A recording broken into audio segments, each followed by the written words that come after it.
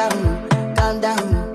No, no, no, no. Whoa, whoa, whoa. If you remember vividly, sometime in December last month, I introduced something to you guys, what Unison called a lobby, to have a chat with immigrants and of course with the government. And they called so many people to come and participate. If you know you are someone that lives on visa, you should just come out and join them in that lobby. I'm very happy and excited that people did not just ignore that message.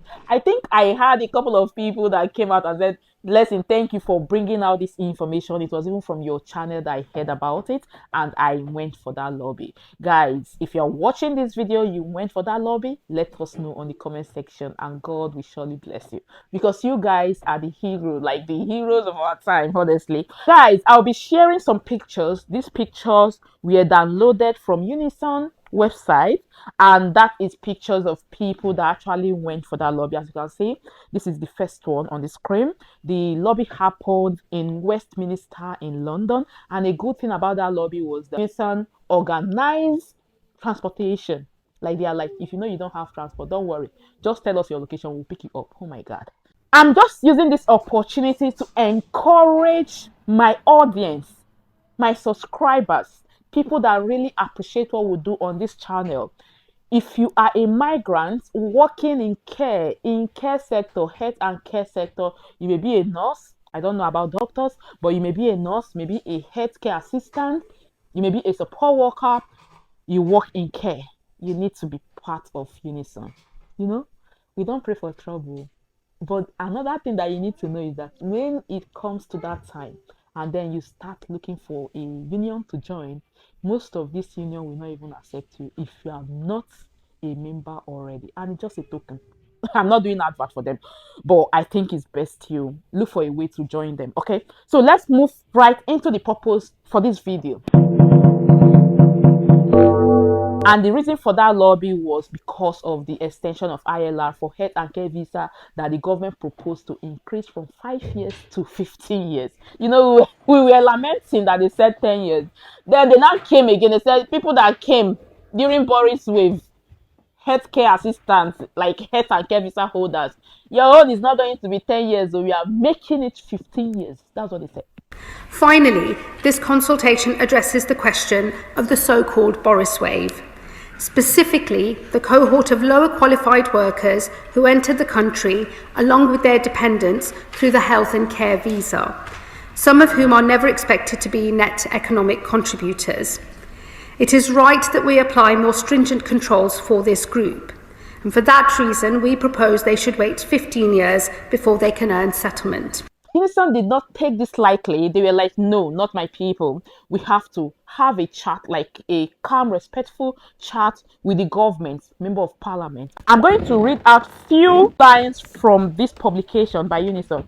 It says, in the first lobby of its kind, hundreds of workers traveled to parliament today from around the country to push a reversal of immigration plans that would make it harder for some health care staff to settle in Britain. The government proposes to triple the time from 5 to 15 years before workers can apply for indefinite leave to remain.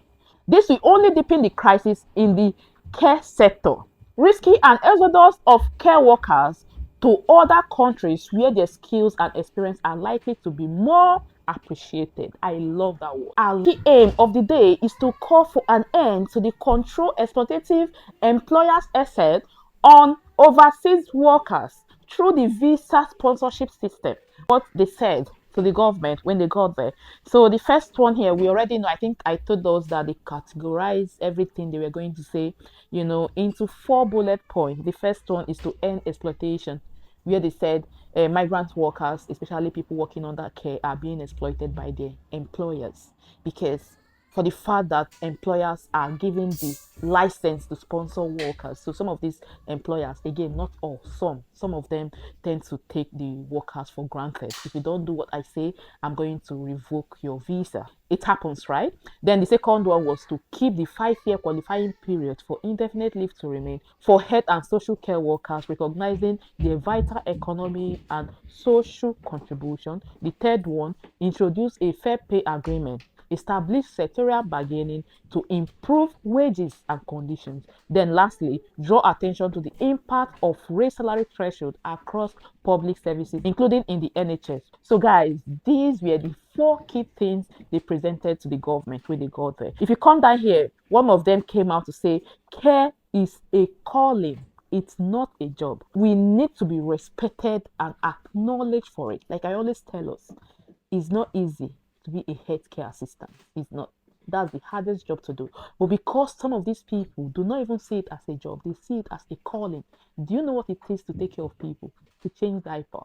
You know, elderly people. Yes, our elderly that are there in care sector. These people do personal care for them. They change their diaper, they hoist them, they move them around, they feed them, they give them food, like they feed them to their mouth.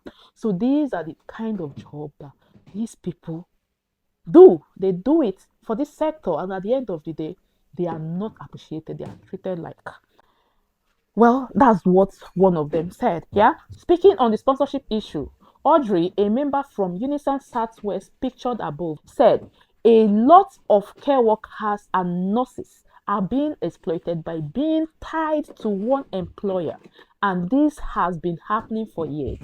They can't speak up because every time they try, there is a reminder that they are on sponsorship and they can be let go. They are reminded of the countries they came from and the hardship they faced to get there. And if they keep talking, they will be sent back.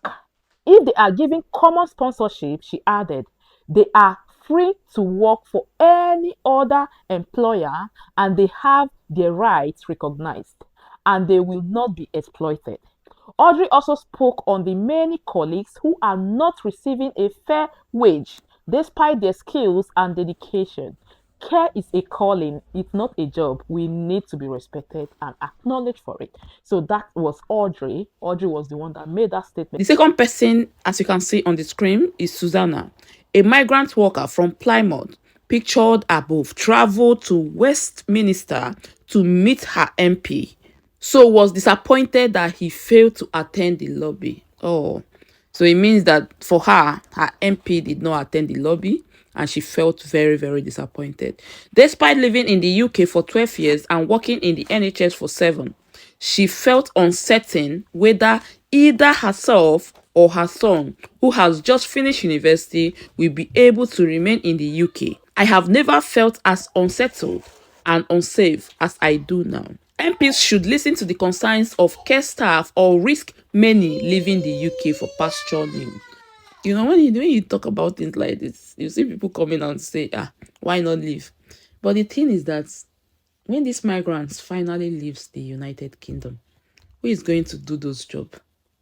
Fueling or thinking that they should leave, are you willing to pick up this role? I think we should even start from there, okay? So they went ahead to give some case studies, as you can see on the screen. The first case study is Patrick. Patrick's employers threatened to report him to the Home Office and revoke his sponsorship if he complained or failed to meet unrealistic work demands. Patrick and his colleagues felt powerless, unable to speak up about unfair treatment or the unsafe condition in which they are forced to work. Then the second person, Joshua. Joshua was left jobless and at risk of deportation after his employer's sponsorship was revoked. He came to the UK in 2023 and is the sole breadwinner for his family. He is now reliant on his growing overdraft to get by. Another person, Laura.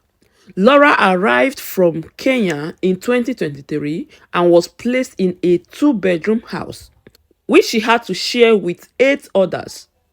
She went weeks without work or income. When she finally moved to a new employer, Laura was pressurized into working up to 120 hours a week. The long shifts and distances traveled meant she often had to sleep in her car. Laura now wants to leave the UK. Unison is the UK's largest union with more than 1.3 million members, providing public services in education, local government, the NHS, police services, and energy. They are employed in the public, voluntary and private sector. Guys, this lobby was just like a lifesaver, if you ask me, to some migrants. Thank you again for watching, and I remain blessing, a Moses of Blessing channel. Thank you. I know you got a dressed up for the club.